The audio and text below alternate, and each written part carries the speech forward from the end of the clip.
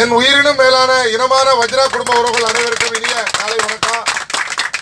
வஜ்ராவினுடைய ராஜபாட்டையில இரண்டாவது வெளிநாடு சுற்றுப்பயணம், அதுவும் மீண்டும் தாய்லாந்து என்ற அடிப்படையில் இரண்டாவது நாள் பயணத்தில் சீரும் சிறப்புமாக நீங்கள் மகிழ்ச்சியாக இருப்பதை பார்த்தா தெரியுது.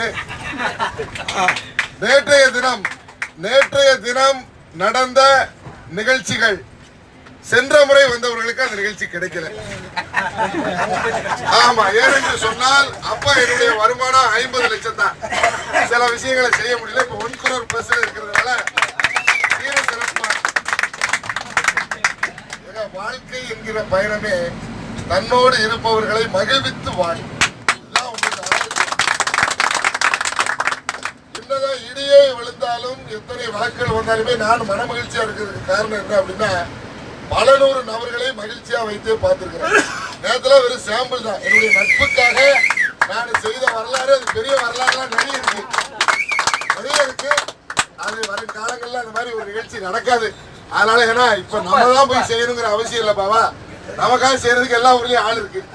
அந்த அடிப்படையில மகிழ்ச்சி. அது மட்டும் இல்ல, காலையில எல்லாமே வந்து பாத்தீங்கன்னா நான் லாபியில உட்கார்ந்து இருக்கும் போது குறிப்பாக ஜோசியர் முருகன் அவர்கள், பிறகு நம்ம ஞானசேகர்லாம் வீடியோ காலில் போய் அவருடைய நண்பர்கள் உறவுகள் வீட்டில் இருக்கவங்கள்ட்ட பேசும்போது அந்த முகத்துல தெரிஞ்ச அந்த ஒரு மகிழ்ச்சி, சந்தோஷம், ஆனந்தம், அதுதான் என்னுடைய வெற்றியாக நான் பார்க்கிறேன். அப்படி ஒரு மகிழ்ச்சி. வீடியோ காலில் வந்து நீச்சல் குளத்தை காமிக்கிறது என்ன, அதே மாதிரி அந்த கழுகுறா அது அதெல்லாம் காமிச்சு உறவு, இதே மாதிரிதான் மகிழ்ச்சியா இருக்கணும். இங்க நீங்க கற்றுக்கொள்ள வேண்டிய பாடம் என்ன அப்படின்னா, இத உங்க அணியில இருக்கிற 10 பேர் செய்யணும். அவ்வளவு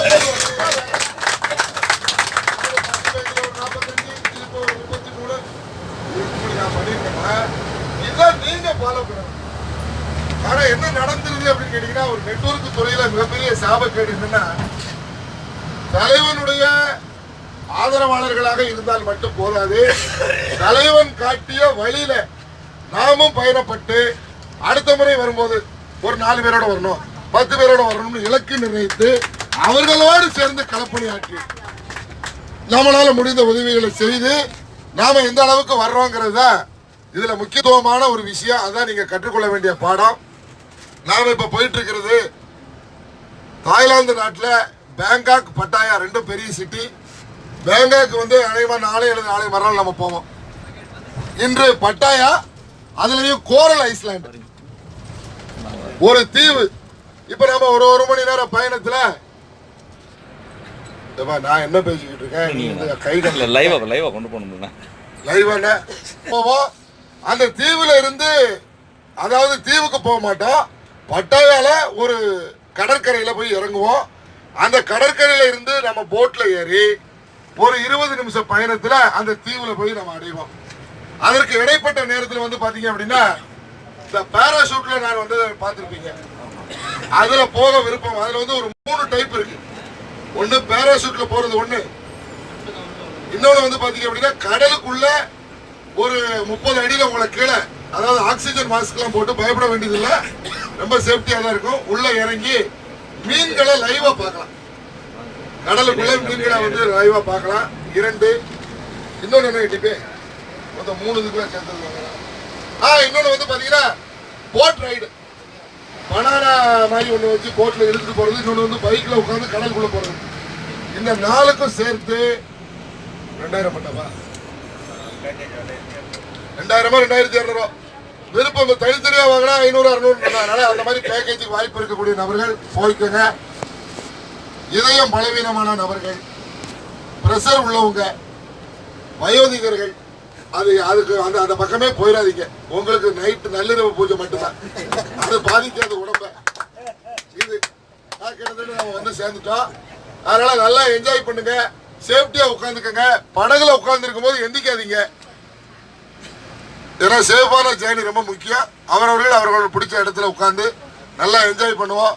2வது நாள சீரும் சிறப்புமா. நேற்று நள்ளிரவு பூஜையில நிறைய மேட்ரு மிஸ்ஸிங். ஏன்னா நம்ம பாதி பூஜையே முடிகிறதுக்கு 2:30 மணி ஆயிடுச்சு.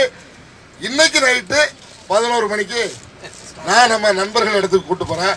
ரொம்ப அற்புதமா இருக்கும், நல்லதே நடக்கும், நல்லது மட்டுமே நடக்கும். தலைமை வந்து குருஜி தலைமையில.